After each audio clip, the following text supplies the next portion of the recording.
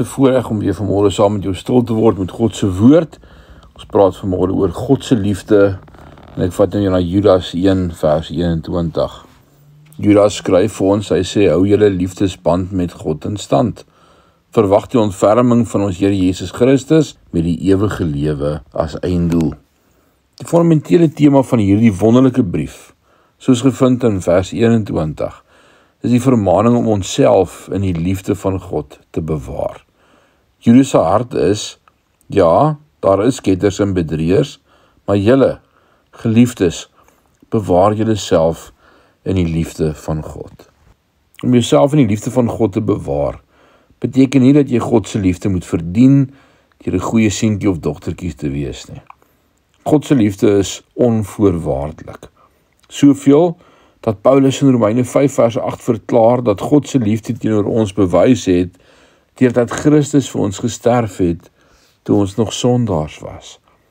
Wanneer het God sy liefde vir jou en my gedemonstreer? Nie toe ons probeer het om 'n goeie Christen te wees nie, maar toe ons heidene en rebelle was. Toe jy nie minder van hom kon omgee nie, het God na jou gekyk en gesê, ek het jou innig lief. Moet nooit glo dat jy God se liefde verdien deur goed te wees nie.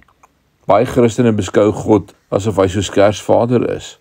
Hy maak 'n lys, kyk dit 2 keer na en hy gaan uitvind wie stout of wie gaaf is. As jy goed was, sal jy geskenke kry. Indien nie, sal jy gelukkig wees om 'n stuk steenkool te kry.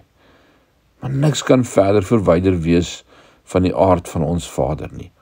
Paulus sê dat die lys van ons mislukkings uitgewis is deur die bloed van Christus. Die lys van my sondes is aan die kruis van Golgotha vasgespeld en so deeglik gereinig deur die bloed van die lam dat die skrif heeltemal onleesbaar geword het. God se liefde vir ons is nie gebaseer op enige iets wat ons doen of nie doen nie. Wat beteken dit dan om jouself in die liefde van God te hou? Dit beteken eenvoudig om jouself in die plek te hou waar jy seëninge, liefde en genade kan ontvang.